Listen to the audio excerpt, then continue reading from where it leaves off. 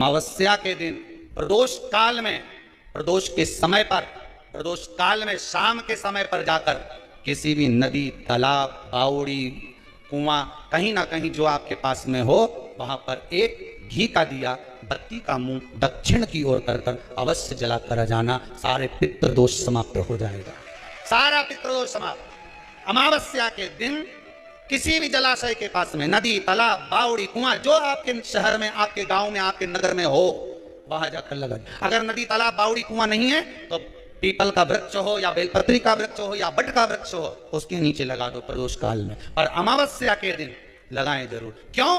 क्योंकि अमावस्या के दिन पितृ शाम के समय प्रदोष काल में शंकर भगवान का नाम जाप कर कर नदी, तालाब, बावड़ी पर पानी पीने जाते हैं। वहां से जल का आचमन कर कर पितृ अपने लोक को चले जाते हैं प्रदोष काल के समय पर। इसलिए प्रदोष काल में जलाशय के पास में, बावड़ी, कुआं, नदी, तालाब के किनारे पर दिया लगाया जाता है दक्षिण की ओर मुख कर बत्ती का। तो पितृ आशीर्वाद देते हुए जाते हैं कि फलो फूलो, आगे बढ़ो, उन्नति करो, तरक्की करो। ये पितरों का आशीर्वाद रहता है, पितरों का वर रहता है। आप देंगे उसको मिलेगा। पितृदोष है, ये आपको कैसे मालूम पड़ेगा? पितृ भूखे हैं, इसका तो वर्णन हमने पहले कर दिया कि रात्रि को जब आप सोने के बाद में 1-1.5 घंटे बाद अगर आपकी नींद खुल जाए, 1 घंटा 1.5 घंटा आप सोइए, उसके बाद जो नींद खुली तो 1-1.5 घंटे तक अगर आपको नींद नहीं आ रही है, रात्रि को सोने के बाद में 1 घंटे बाद जब उठे तो आपको प्यास लग गई, भूख लगने लगी, प्यास लगने लगी कि मेरे को पानी पीना पड़ेगा, घबराहट हो रही, पानी पीना पड़ेगा। 1-1.5 घंटे सोने के बाद अचानक नींद खुले और आपको प्यास लगे, समझ लेना आपके पितृ भूखे हैं और प्यास है।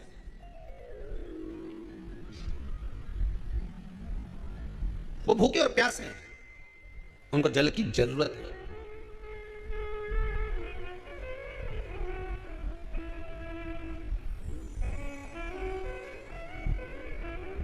किसी भी नदी में, सरोवर में, कुंड में, बावड़ी में, तालाब में, आप तीर्थ में जाकर जब स्नान करते हैं तो स्नान करने के बाद एक काम का नियम बना लो कि अपने हाथ की अंजलि में जल लेकर अपने पूर्वजों को देना। प्यासे रहते हैं, भग मांगते हैं।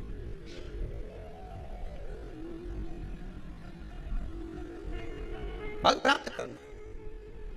3 वृक्ष पितरों के तुल्य हैं।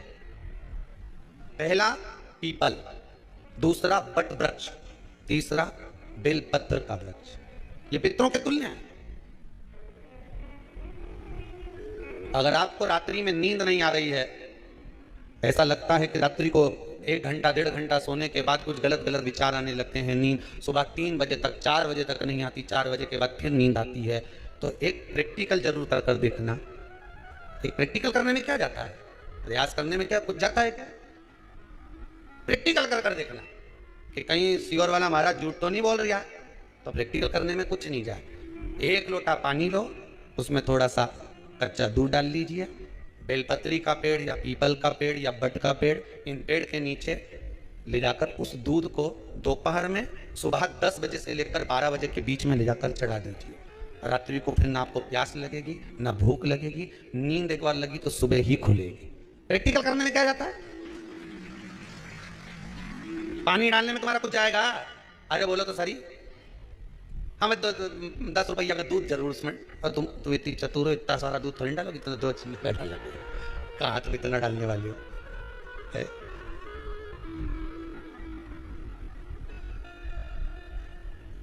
प्रैक्टिकल करने में क्या जाता है? कुछ भी नहीं बिगड़ेगा। ये तो बस जल डालोगे तुम्हारा ही कुछ अच्छा हो सकता है, बाबा की कृपा है।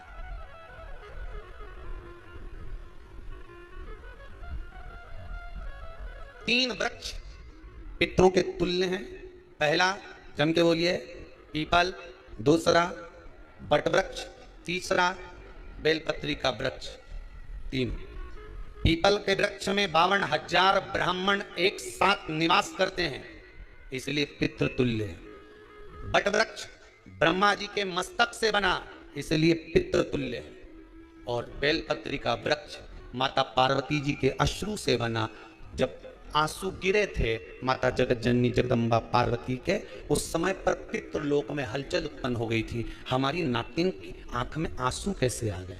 मैनावती की पुत्री है,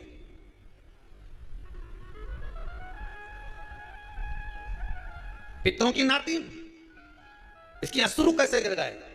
पार्वती जी ने कहा ये आंसू नहीं, मेरा पुण्य भाग प्रकट करती हूं बेलपत्री के रूप में। तो पितरों ने वर दिया था कि ये बेलपत्री का वृक्ष हमारा आशीर्वाद है, इसके नीचे अगर कोई दीप लगाता है, शिव को स्पर्श कर चढ़ाता है, उसके पितरों की शांति होगी, हम स्वयं उसको आशीर्वाद देने के लिए पधारेंगे। बेलपत्र का वृक्ष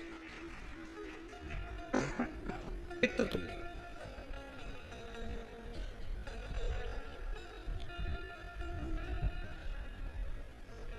तो रात्रि को अगर भूख लग रही है, प्यास लग रही है, तो पितृदोष। दूसरा पितृदोष का लक्षण बताया, घर में कोई शुभ कार्य ना हो, वंश की वृद्धि ना हो, 1 रुपये कमाओ, 1.25 रुपये खर्च हो रहे हैं, पैसा 10 जगह से कमाई आ रही है पर घर में टिक नहीं पा रही है, आया गया, पितृदोष। जरा सी कटोरी पड़ी है, उसके पीछे विवाद चालू हो जाए, पानी ढुल गया, उसके पीछे विवाद हो जाए, या छोटी छोटी बात में घर में क्लेश मचा हुआ है, पितृदोष है। समझ लो हमारे पूर्वज हमसे खुश नहीं, प्रसन्न नहीं। लग जाएगा, सारी दुनिया के लोग तुमसे कह रहे हैं तेरे घर में पितृदोष हो, 1 रुपये कमाते हो, 1.25 रुपये खर्च होता है, मानसिक टेंशन बना लेता है। घर में एक व्यक्ति बीमार है, ठीक हुआ, दूसरा बीमार पड़ गया, दूसरा ठीक हुआ, तीसरा बीमार पड़ गया, तीसरा ठीक हुआ, चौथा बीमार पड़ गया, मतलब कहीं ना कहीं पितृ का भाव, पितृदोष का बना है। किसी ने कहा तुमसे कि तेरे यहाँ पितृदोष है, तूने ब्राह्मण को भोजन करा दिया, पिंडदान करा दिया, तर्पण करा दिया, तिलांजलि करा दी, गया जी का श्राद्ध कर दिया, हरिद्वार चली गई, वहां पिंडदान करवा दिया, ब्राह्मण भोज करवा दिया, तिथि पर भोजन करवा दिया, सब कुछ करवा के दे। अब एक काम और करके दे, एक काम और करके देख लो।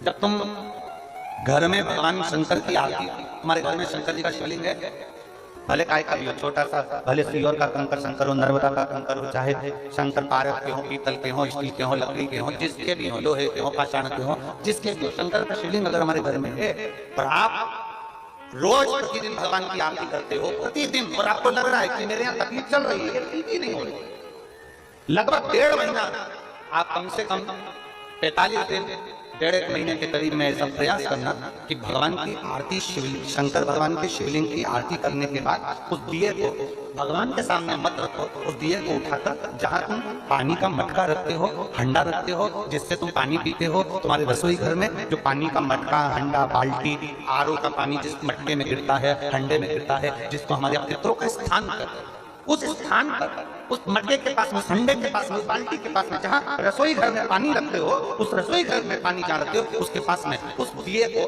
भगवान के सामने नहीं रखना। आरती उतारने के बाद उस दिए को ले जाकर सीधे परिंदे के पास में, उस हंडे के पास में, मटके के पास में उसको रखो। केवल 1.5 महीना कर देखना। 1.5 महीने के बाद तुम्हें मालूम पड़ेगा कि हम वापिस उन्नति की सीढ़ी पर चलना प्रारंभ कर दिए, हमें फल मिलना है। अब तुम्हें ना कहीं जाना है, ना कहीं आना है, ना कोई खर्चा है। खर्चा है क्या? ईमानदारी से बोलो, कोई तुम्हारा लाखों रुपया लग गया, रोज आरती करते हो, रोज आरती। बस आरती का नियम बना लो कि हमको पितृदोष किसी ने बोला है, हमारे घर में अशांति है, पितृदोष है, कोई कह रहा है कि तुम्हारे घर में पितृदोष है, हमने सब कुछ करके देख लिया। अब हमें ये करना है कि महादेव की आरती जब होती है तो उसकी जोत का दर्शन करने पर 1000 कपिला गाय के दान का पुण्य मिलता है। तो ये पुण्य हम हमारे पितरों को देते हैं, जिससे उनकी मुक्ति हो जाए और हमें आशीर्वाद मिले। उस दिए को नीचे नहीं रखना, आरती उतारने के बाद आरती पूरी हो जाए तब उस दिए को ले जाकर, जब आप ले जाकर उसको रखें तो उस स्थान पर रखें जहाँ पितरों का स्थान है।